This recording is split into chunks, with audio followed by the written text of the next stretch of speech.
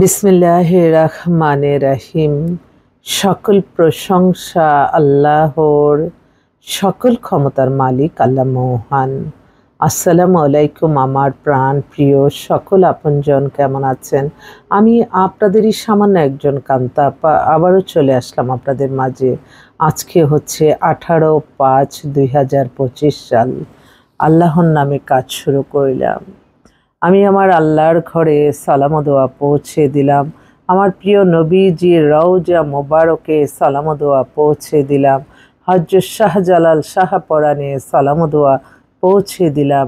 আজমির শরীফে সালাম ও দোয়া পৌঁছে দিলাম।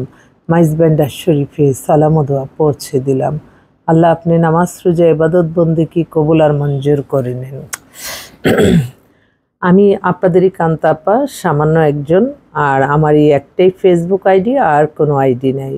দয়া করে অনেকেই আমার ছবি দিয়ে অনেক ফেক আইডি খুলে, সেজন্য আপনারা আমাকে অবশ্যই হোয়াটসঅ্যাপে নক দিবেন।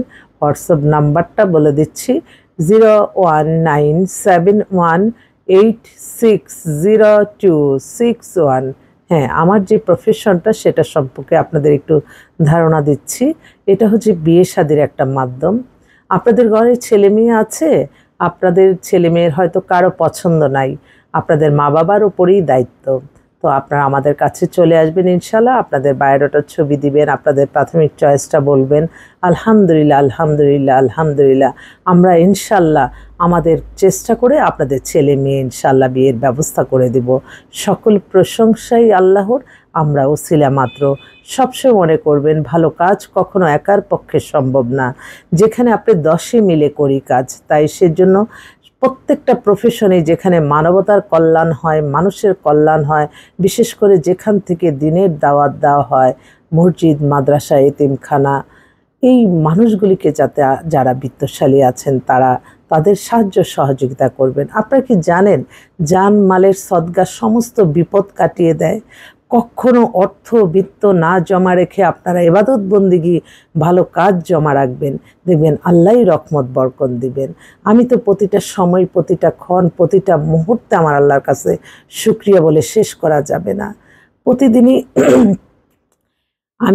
আমি যখন মিলিয়ে দেখি যে আলহামদুলিল্লাহ আমার একটা মুখ, দুইটা হাত দ্বারা হাজারো মানুষের কল্যাণ হচ্ছে। বিশেষ করে হাদিসে লেখা আছে একটা বিয়ে দিলে হজের সমান সওয়াব। আলহামদুলিল্লাহ, আমি অনেক সময় একটা ফোন নাম্বার দিয়ে দিচ্ছি, বিয়ে হয়ে যাচ্ছে। আল্লাহর কাছে এর চেয়ে বড় শুকরিয়া আমি কি করতে পারি? আমি সবসময় চেষ্টা করি সত্যের পথে থেকে জীবন মান পরিচালনা করার জন্য। এবং যারা আপনারা আছেন জীবন মান পরিচালনা, অন্য মানুষকে ক্ষতি করে কখনো নিজে ভালো থাকবেন না। এটার জন্য আল্লাহর কাছে জবাবদিহিতা করতে হবে। আমাদের সমাজে এখন এই ইউটিউব এবং এই ফেসবুকের সামাজিক যোগাযোগের মাধ্যমে মানুষের নামে মিথ্যা কাল্পনিক গল্প বানিয়ে ছেড়ে দেয়, কিন্তু ওই মানুষটা তো তার রিজিক নষ্ট হয়ে যায়, তার ক্ষতিগ্রস্ত হয়ে যায়। কিন্তু এটাকে একবার চিন্তা করে যে সে মানুষটার ক্ষতি করে আমার কি লাভ হলো? তাই সবসময় মনে রাখতে হবে আমরা ভালো থাকবো। আমাদের ভালো থাকার মূলটাই হচ্ছে আমরা আল্লাহর সন্তুষ্টি লাভের আশায় নামাজ রোজা ইবাদত বন্দেগী দান সদকা মানুষের কল্যাণ হজ উমরা পালন করে যাব ইনশাল্লাহ। ইনশাল্লাহ আমাদের রহমত বরকত আল্লাহই নিজের হাতে দিবেন। এবং আল্লাহ ছাড়া অগণিত বাজেট দেওয়ার কেউ নাই। আমি আল্লাহর কাছে সকল চাওয়া পাওয়া। তো আমরা ইসলাম পৃথিবীর শ্রেষ্ঠ ধর্ম, আমরা সেই ইসলামকে অনুসরণ করেই তো আমরা ভালো থাকতে পারি। আমরা কেন একে অন্যের প্রতি হিংসা বিদ্বেষ করে এই একজনের দেখে লোভে কেন পড়ব? লোভ মানুষকে ধ্বংস করে। কখনো লোভনীয় কোনো অফারে যাবেন না, আমার একটা অনুরোধ রইল। আর আপনার মেসেঞ্জারে কখনই কথা বলবেন না। মেসেঞ্জার অনেক সময় আপনি ছবি দিছে ঠিকই একটা, কিন্তু সেই মানুষটা কিন্তু সে না। এটা কিন্তু আপনারা যারা সবসময়, আমি যেহেতু আমার প্রফেশনটাই হচ্ছে আপনার অনলাইনে, আমাদের ইমেল হোয়াটসঅ্যাপ, সারাক্ষণই হোয়াটসঅ্যাপেই থাকতে হয়, ইমেলে থাকতে হয়, সামাজিক যোগাযোগের মাধ্যমটা সারাক্ষণ হাতে আছে। তো কোনটা আসল কোনটা নকল অনেক সময় আমরা হয়তো বুঝতে পারি, কিন্তু আরেকজন কিন্তু বুঝবে না। তবে হ্যাঁ, আপনি টিভি চ্যানেলের নিচে যেই নিউজটা যাবে সেটা 100% সত্য, এটা কিন্তু ঠিক। তো সবসময় ভালো কাজের সাথে আছি, ইনশাল্লাহ থাকতে চাই। আপনাদের দোয়া চাই, আপনারা দোয়া করবেন। এবং যারা হিংসা করে, যারা একটা মানুষের ছবি দেখে হিংসা করে বিভিন্ন গল্প মিথ্যা অনেক কিছু বানায়, তাদের উদ্দেশ্যে আমার একটাই কথা, সরাসরি কোনো খারাপ কোনো কিছু না দেখে অনুমান করে আপনি একটা মানুষকে কখনই হয়রানি করবেন না। তার জন্য আল্লাহর কাছে জবাবদিহিতা করতে হবে। কারণ আল্লাহ বলছে মানুষের রিজিকের ব্যবস্থা করে দেওয়া, মানুষের কল্যাণে থাকা, এটাও একটা ইবাদতের মতো।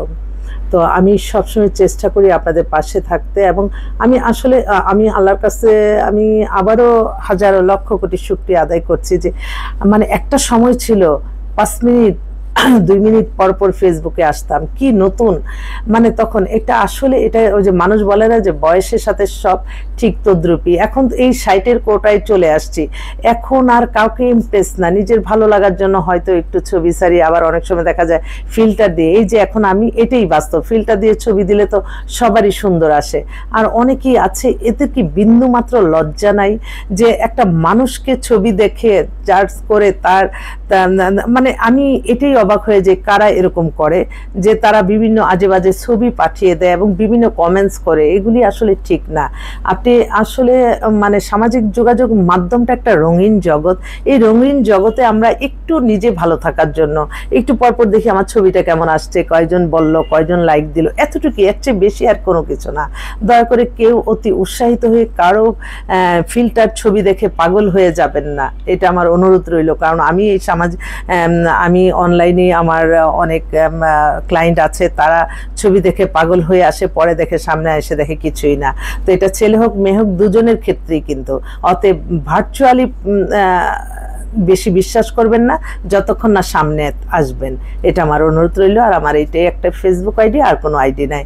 দয়া করে অবশ্যই আমার অফিস আছে, সব কিছু আছে, আপনারা এসে আপনাদের বায়োডাটা ছবি দিতে পারেন। ইনশাল্লাহ আমরা মানবতার স্পর্শে প্রযুক্তির ছোঁয়ায় আপনাদেরকে হাসি মুখে সেবা প্রদান করে থাকি ইনশাল্লাহ। তো সবাই ভালো থাকবেন, দোয়া করবেন যাতে সুন্দরভাবে মানুষের কল্যাণে কাজ করতে পারি। আসসালামু আলাইকুম।